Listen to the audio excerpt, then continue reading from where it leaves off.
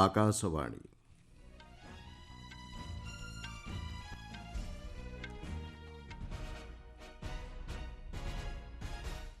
ସମ୍ବାଦ ପଢ଼ୁଛନ୍ତି ମଳୟ ରଞ୍ଜନ ମିଶ୍ର। ମହାକାଶ କ୍ଷେତ୍ରରେ ସଂସ୍କାର ଦ୍ୱାରା ଦେଶର ଯୁବବର୍ଗ ବହୁ ପରିମାଣରେ ଉପକୃତ ହୋଇଛନ୍ତି ବୋଲି କହିଲେ ପ୍ରଧାନମନ୍ତ୍ରୀ ନରେନ୍ଦ୍ର ମୋଦି। ଆକାଶବାଣୀର ମନ୍ କି ବାତ୍ରେ ବର୍ଷା ଜଳ ସଂରକ୍ଷଣ ଏବଂ ଚାରାରୋପଣ ପାଇଁ ସମସ୍ତଙ୍କୁ ଦେଲେ ଆହ୍ୱାନ। ଭାରତ ଶ୍ରୀଲଙ୍କା ନୌ ଅଭ୍ୟାସରେ ସାମିଲ ହେବା ପାଇଁ ଆଇଏନ୍ଏସ୍ ମୁମ୍ବାଇ ଆସନ୍ତାକାଲିଠାରୁ ଆରମ୍ଭ କରିବ ଯାତ୍ରା। ଆସନ୍ତା 29 ତାରିଖରେ ଜାତୀୟ କ୍ରୀଡ଼ା ଦିବସ ପାଳନ କରିବାକୁ ଆହ୍ୱାନ ଦେଲେ ବିଭାଗୀୟ ମନ୍ତ୍ରୀ ମନସୁଖ ମାଣ୍ଡବ୍ୟ।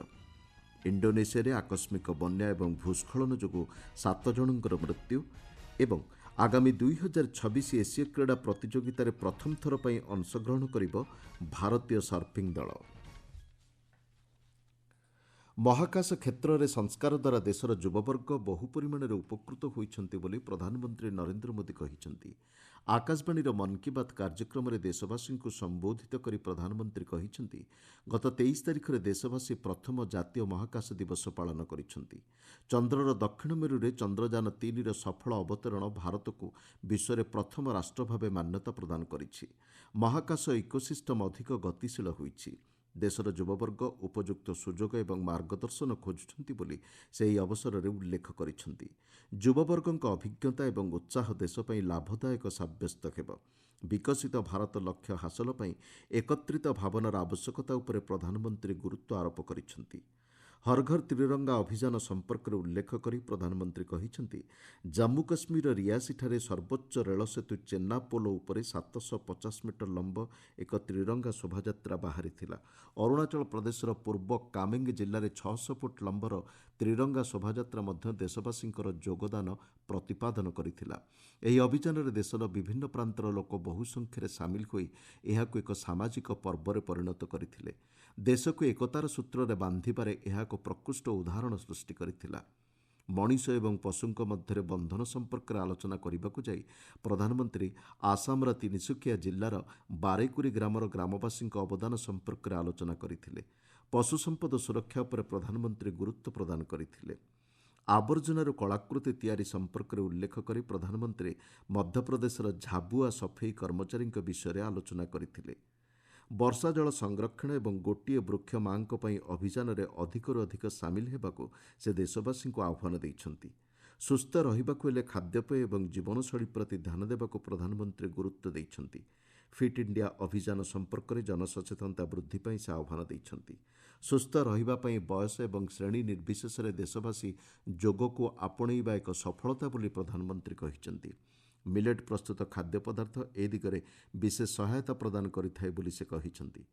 ଆସନ୍ତା ମାସରେ ସମଗ୍ର ଦେଶରେ ପୋଷଣ ମାସ ପାଳନ କରାଯିବ। ଶିଶୁଙ୍କ ପୋଷଣକୁ ପ୍ରାଥମିକତା ଦିଆଯାଉଛି ବୋଲି ସେ କହିଛନ୍ତି। ପ୍ୟାରିସ୍ ଅଲିମ୍ପିକ୍ସ ଖେଳାଳିଙ୍କୁ #4 ଜରିଆରେ ପ୍ରୋତ୍ସାହିତ କରିବାକୁ ପ୍ରଧାନମନ୍ତ୍ରୀ ଆହ୍ୱାନ ଦେଇଛନ୍ତି। ପ୍ରଧାନମନ୍ତ୍ରୀ ଆଗାମୀ ଜନ୍ମାଷ୍ଟମୀ, ଗଣେଶ ଚତୁର୍ଥୀ, ଓନମ୍, ମିଲାଦ୍ ଉନ୍ ନବୀ ଏବଂ ତେଲୁଗୁ ଭାଷା ଦିବସ ପାଇଁ ସମସ୍ତଙ୍କୁ ଶୁଭେଚ୍ଛା ଜଣାଇଛନ୍ତି। ଭାରତୀୟ ନୌବାହିନୀର ଯୁଦ୍ଧଜାହାଜ ଆଇଏନ୍ଏସ୍ ମୁମ୍ବାଇ ଆସନ୍ତାକାଲିଠାରୁ 3 ଦିନିଆ ଗସ୍ତ କାର୍ଯ୍ୟକ୍ରମରେ କଲମ୍ବୋରେ ପହଞ୍ଚିବ।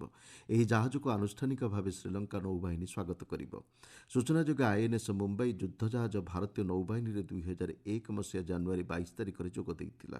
ଗତବର୍ଷ ଡିସେମ୍ବର 8 ତାରିଖରେ ଏହି ଜାହାଜକୁ ପୁଣି ବିକଶିତ କରାଯାଇ ବିଶାଖାପାଟଣାର ପୂର୍ବ ନୌକମାଣ୍ଡରେ ସାମିଲ କରାଯାଇଥିଲା।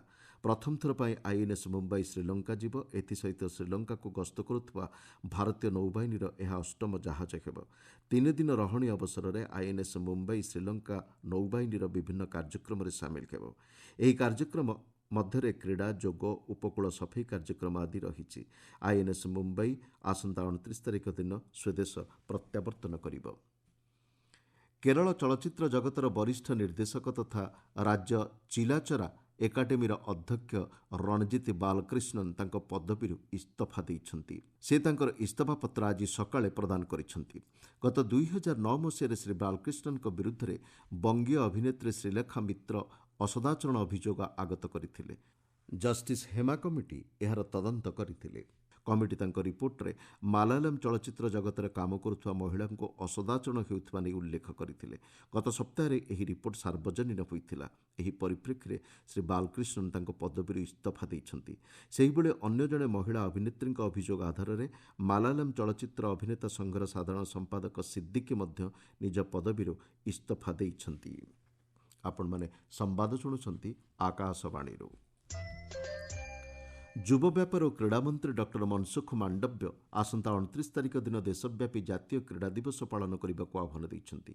ଭାରତକୁ ଏକ ସୁସ୍ଥ ଦେଶ ଭାବେ ଗଢ଼ି ତୋଳିବାକୁ ପ୍ରଧାନମନ୍ତ୍ରୀ ନରେନ୍ଦ୍ର ମୋଦି ଦେଇଥିବା ଆହ୍ୱାନକୁ ସେ ଦୋହରାଇଛନ୍ତି। ପ୍ରତ୍ୟେକ ଭାରତୀୟ ନିଜକୁ ସୁସ୍ଥ ଏବଂ ସବଳ ରଖିବାର ଦାୟିତ୍ୱ ନେଇ ସୁସ୍ଥ ଭାରତ ଅଭିଯାନକୁ ଆଗେଇ ନେବା ଉପରେ ସେ ଗୁରୁତ୍ୱ ଆରୋପ କରିଛନ୍ତି। ଜାତୀୟ କ୍ରୀଡ଼ା ଦିବସ ଆମ ଦେଶର କ୍ରୀଡ଼ା କ୍ଷେତ୍ରରେ ଉଲ୍ଲେଖନୀୟ ସଫଳତା ହାସଲ କରିଥିବା କ୍ରୀଡ଼ାବିତ୍ମାନଙ୍କୁ ସମ୍ମାନ ଜଣାଇବାର ସହିତ କ୍ରୀଡ଼ା ମାଧ୍ୟମରେ କିପରି ସୁସ୍ଥ ଏବଂ ସନ୍ତୁଳିତ ଜୀବନଯାପନ କରାଯାଇପାରିବ ସେ ବିଷୟରେ ସଚେତନ ହେବାର ଏକ ଅବସର ବୋଲି ସେ କହିଛନ୍ତି। ଇଣ୍ଡୋନେସିଆର ଉତ୍ତର ମାଲୁକୁ ପ୍ରଦେଶରେ ଆକସ୍ମିକ ବନ୍ୟା ଏବଂ ଭୂସ୍ଖଳନ ଯୋଗୁଁ 7 ଜଣଙ୍କର ମୃତ୍ୟୁ ହୋଇଛି। ଅନ୍ୟ 2 ଜଣ ଆହତ ହୋଇଥିବା ବେଳେ ବହୁ ଲୋକ ନିଖୋଜ ଥିବା ଆଶଙ୍କା କରାଯାଉଛି। ପ୍ରବଳ ବର୍ଷା ଯୋଗୁଁ ସେଠାରେ ଏଭଳି ପରିସ୍ଥିତି ସୃଷ୍ଟି ହୋଇଛି। ଉଦ୍ଧାର ଏବଂ ରିଲିଫ୍ କାର୍ଯ୍ୟରେ ସେନାବାହିନୀ ସହ ପୁଲିସ୍ ଓ ସ୍ଥାନୀୟ କର୍ମଚାରୀ ସାମିଲ ହୋଇଛନ୍ତି। ବିପର୍ଯ୍ୟୟ ପରିଚାଳନା କର୍ମଚାରୀ, ସ୍ୱେଚ୍ଛାସେବୀଙ୍କ ଦ୍ୱାରା ଉଦ୍ଧାର କାର୍ଯ୍ୟ ଏବଂ ରିଲିଫ୍ ଯୋଗାଣ ମଧ୍ୟ ଆରମ୍ଭ ହୋଇଛି। ଲେବାନନରେ ହିଜବୁଲ୍ଲା ଉପରେ ଇସ୍ରାଏଲ୍ ସେନାଙ୍କ ଆକ୍ରମଣ ପରେ ଇସ୍ରାଏଲ୍ର ପ୍ରତିରକ୍ଷା ମନ୍ତ୍ରୀ ୟୋଆଭ ଗାଲାଙ୍କ ଦେଶରେ 48 ଘଣ୍ଟା ପାଇଁ ଜରୁରୀ ପରିସ୍ଥିତି ଘୋଷଣା କରିଛନ୍ତି।